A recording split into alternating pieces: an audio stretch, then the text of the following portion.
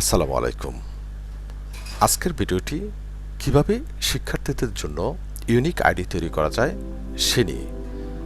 আপনারা যারা আমার চ্যানেলে একেবারে নতুন তাদের প্রতি অনুরোধ রইল চ্যানেলটি অবশ্যই সাবস্ক্রাইব করবেন এবং যদি আপনার কাছে আজকের আলোচনাটি উপকারী বলে মনে হয় তাহলে অবশ্যই শেয়ার করবেন। যাই হোক, যে কিভাবে ইউনিক আইডি তৈরি করা যায় সে নিয়ে আমি কথা বলছি। হ্যাঁ, আপনাদের মধ্যে প্রশ্ন থাকতে পারে যে এই তথ্যগুলো কি দিয়ে আমরা ইউনিক আইডি তৈরি করব? না, আমি সে কথা বলছি না। এই তথ্যগুলোর নমুনা, এটা একটা নমুনা।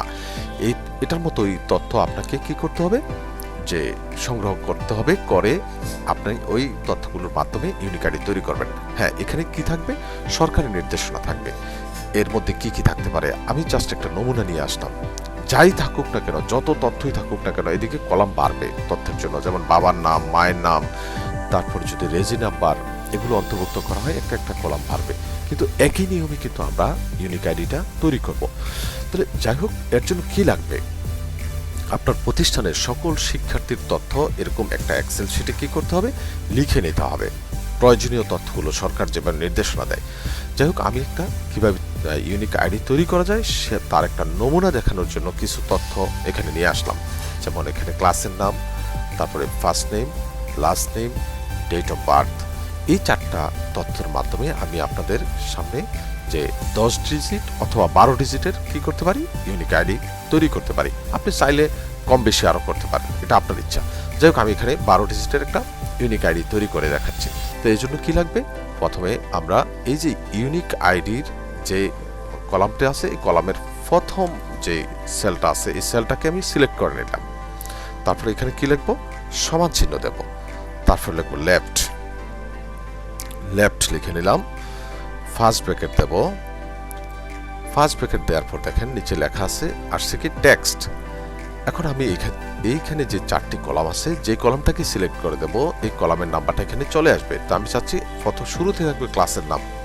কারণ কি, যাতে আমি আইডিটা দেখলেই বুঝতে পারি সে কোন ক্লাসের স্টুডেন্ট। তা আমি ক্লাসটাকে, যে ক্লাসের সেলটাকে ক্লিক করলাম, করাতেই দেখেন এখানে যে সেল নাম্বারটা চলে আসছে। এবার কমা দিচ্ছি।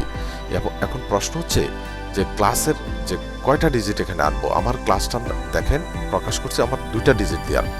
তার মানে এখানে যদি আমি 2 লিখি তাহলে দুটোটা ডিজিট এখানে শো করবে, আর যদি 1 লিখি তাহলে একটা ডিজিট শো করবে। তাহলে আমি চাচ্ছি ক্লাসের পুরো নামটাই আসুক, তাহলে এই জন্য 2 দিলাম। ফার্স্ট ব্র্যাকেট ক্লোজ করে দিলাম। এবার চাচ্ছি আমি ফার্স্ট নেমটাকে আনবো, এই জন্য এখানে কি দেবো, এন্ড লিখতে হবে, এন্ড। ঠিক আছে, যে তারপরে আমরা দেবো, আবারও লিখবো আগের নিয়মে লেফট, তারপর ফার্স্ট ব্র্যাকেট। এবার চাচ্ছি আমি ফার্স্ট নেমের সেলটাকে আমি ক্লিক করলাম, দেখেন সেল নাম্বারটা চলে আসছে। কমা দিলাম। তারপরে চাচ্ছি আমি এখান থেকে 3টা ডিজিট নিয়ে আসার জন্য, এই জন্য 3 লিখে দিলাম। প্রথম 3টা ডিজিট অলরেডি চলে আসবে। ফার্স্ট ব্র্যাকেট ক্লোজ করে দিলাম। এবার চাচ্ছি আমি লাস্ট নেমের 3টা ডিজিট আনবো, এই জন্য আবারও এন্ড দেব। ঠিক আছে, কিবোর্ড থেকে শিফট চেপে 7, শিফট ধরে 7 চাপবেন। তাহলে আবারও লেফট। ঠিক আছে, আবার ফার্স্ট ব্র্যাকেট। তারপর আমি চাচ্ছি লাস্ট নেমের 3টা অক্ষর নিয়ে আসবো। দেখেন লাস্ট নেমটা যখন আমি সিলেক্ট করলাম তখন এখানে যে সেল নাম্বারটা চলে আসছে, কমা। তারপরে এখান থেকেও আমি 3টা ডিজিট নিতে চাচ্ছি, 3, ফার্স্ট ব্র্যাকেট ক্লোজ। আবার হচ্ছে এবার ডেট অফ বার্থ থেকে আমি 4টা ডিজিট নেব। তো আমি শিফট ধরে 7 চাপলাম, এন্ড চলে আসলো, লেফট, আবারও ফার্স্ট ব্র্যাকেট। এবার চাচ্ছি ডেট অফ বার্থের সেলটাকে ক্লিক করলাম, সেল নাম্বারটা চলে আসলো, কমা। এখান থেকে 4টা ডিজিট নিতে চাচ্ছি, আমাদের হয়ে গেছে কাজ। এখন কি, ছোট্ট একটি কাজ, শুধুমাত্র এন্টার চাপলেই হবে।